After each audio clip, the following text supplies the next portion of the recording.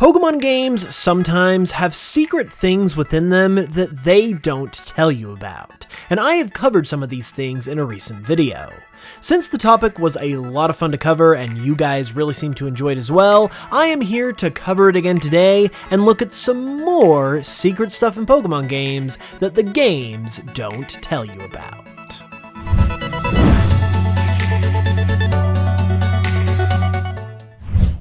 So to begin our video on Pokemon secrets that the games don't tell you about is today's sponsor who helped bring these secrets to you, Opera GX. Opera GX is a next level web browser that's out to make browsing the web as fun and efficient as possible. For instance, most browsers are pretty plain and boring, but with Opera GX, you can jazz up your internet experience with mods. Mods bring in background music, keyboard sounds, sounds when you open and close your tabs, changing the theme and colors of your browser, amazing themed wallpapers, and it's all fully customizable, meaning you can turn on or off whatever you want and mix and match it with other mods. And you can find all of these mods and many more for free at the GX store, so you can customize your browser to your heart's content. Browsers can also hog your computer's CPU and RAM, but Opera GX lets you control how much of those resources your browser is allowed to use, so your computer won't get bogged down by your browser anymore. And if you thought that Opera couldn't possibly get any smarter, you would be wrong, because it now also has ChatGPT built right in, so you can optimize your research, studying, or just about anything that you want to save some time on.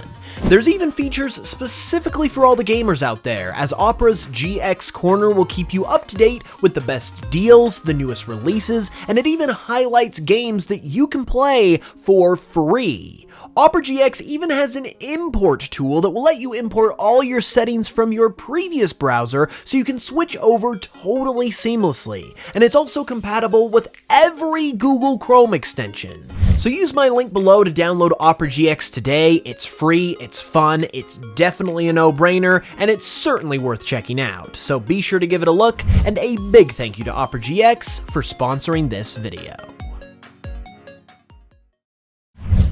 Okay, so to start us off, one really cool thing in this category has to do with the move Assist. This move is unique in that it will randomly use one of the moves known by the Pokemon in your party when it is used, and it also has a secret additional effect as well. In Generation 5, Assist can also use moves that are known by unhatched eggs in your party, which is not only really cool, but also useful in determining what the unhatched Pokemon is going to be like once it hatches. However, Assist only has this ability in Gen 5 as it was introduced in this generation and then removed in Generation 6 onward, which is kinda strange for it to be introduced and then removed so quickly, and it's also unfortunate because it's a really neat effect. Back in the days of OG Pokemon, we had these things called HMs, which were moves that you could teach your Pokemon that they could then use in the overworld to help you traverse and explore the region. There were also additional moves like this called field moves, and field moves were pretty significant in the older games, but there's a couple of them that the games don't really tell you about at all. Soft Boiled and Milk Drink are two moves that can be used as field moves in addition to in battle, and are probably the least used field moves ever, since the games don't ever really bother to mention that they're capable of doing this in the first place. Additionally, they also have a really interesting effect as well, as they can transfer 20% of the user's HP to another one of your party Pokemon. This is honestly really cool, and it's a shame that it's been removed in newer games, and it would honestly be really cool, in my opinion, to see this kind of thing expanded upon, where lots of different moves can be considered field moves and have different sorts of effects outside of battle. And speaking of things that can do stuff outside of battle, there are also a number of abilities that can do things outside of battle as well. A total of 34 abilities have field effects, and everything from Pressure to Intimidate to Keen Eye to Arena Trap are included in this, with each having different effects, such as Keen Eye helping to prevent wild encounters, and Arena Trap doubling the encounter rate of all Pokemon. These field effects have been in effect since Pokémon Emerald, but for some reason were not included in Pokémon Scarlet and Violet, which is honestly both sad and dumb, because as I mentioned with the moves, your Pokémon being able to do more stuff to affect the game outside of the battles is a really cool idea that should definitely be explored more and brought back in future games. Along with outside of battle, there are also some cool secret things that Pokémon can do in battle as well. In fact, a lot of Pokémon types have their own unique abilities, such as ghost types being guaranteed to flee any wild battle, and are also unaffected by moves such as Mean Look, which normally prevent this. Another interesting one in this category is that in Generation 1, normal-type Pokémon cannot be paralyzed by the move Body Slam, which could very well just be an oversight since this is only the case in Gen 1, but it's still pretty cool and interesting nevertheless. There's also the case of grass types and how, as of Generation 6, they are all immune to Powder and Spore moves.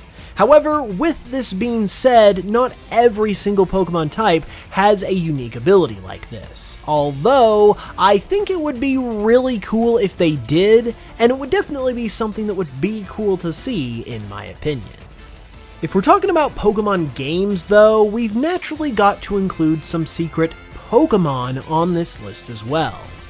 One classic and beloved example of a secret hidden Pokemon is the Lapras in Pokemon Gold and Silver, which will appear in Union Cave on Fridays. But there's also some other Pokemon like this as well that tend to not get as much of the spotlight. For example, in Pokemon X and Y, you can find Rotom in an almost identical scenario to Lapras in Gold and Silver, as you can find it at the Lost Hotel on Tuesdays within the trash cans that are there. What's even cooler about this though is that along with this, you also have a 5% chance to encounter one of Rotom's additional forms, which makes this one of, if not the only way, that you can catch one of Rotom's additional forms in the wild.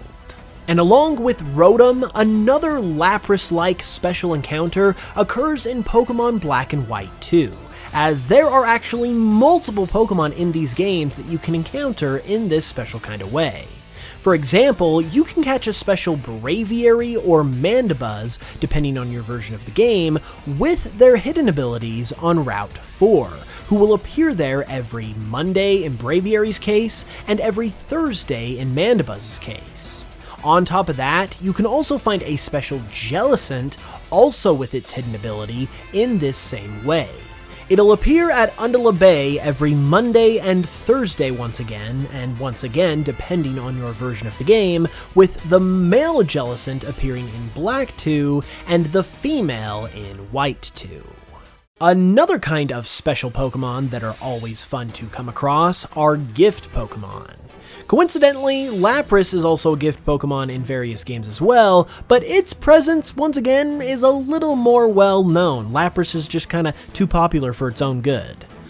One gift Pokemon that I felt was a little more out of the way and under the radar, however, is a special gift Porygon that you can get in Ultra Sun and Moon.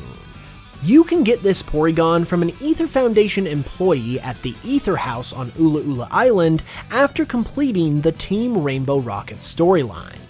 This one is cool because it essentially provides even more content after even the post-game of this game, which is always a wonderful thing, but it's also going to be easy to miss because of this too, because by the time you complete the post-game, you're most likely thinking that you've seen pretty much all there is to see, and aren't likely to go looking for more new content after that.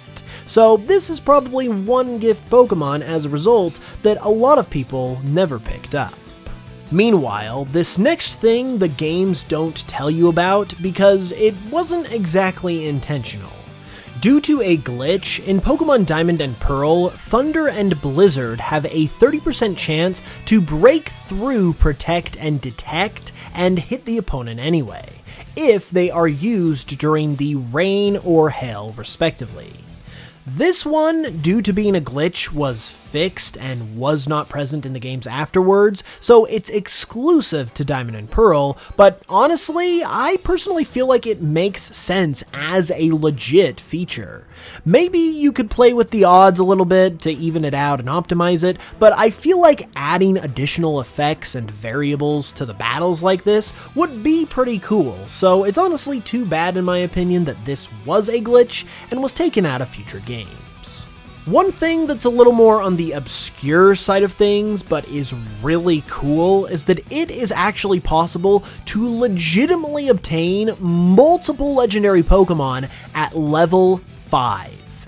Legendaries are seldom ever made available at this low of a level, but you can get a level 5 Tornadus, Thundurus, Landorus, Dialga, Palkia Giratina, Ho-Oh, and Lugia legitimately using the Pokemon Dream Radar game.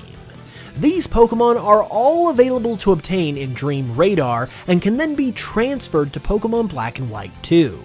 Their levels, meanwhile, are determined by how many badges you have in Black and White 2 upon transferring them in, and if you have 0 badges, they will be at level 5, which essentially means that you could legitimately use a legendary Pokemon as your starter Pokemon in these games, which is pretty insane and cool all at the same time. That is all I have got for you today though, so be sure to leave a like if you enjoyed and let me know your thoughts and if you know of something like this that I didn't mention in the comments below. If you'd like to further support the channel and help to keep making videos like this happen, you can check out my Patreon with the link in the description, and you'll also get some exclusive perks and benefits if you become a member. And you can also give my Pokemon remixes a listen as well on Spotify or wherever you get your music, and all of that is immensely appreciated. With that said, I'll see you soon with another video. Thanks so much for watching, I really appreciate it, and I will smell you guys later.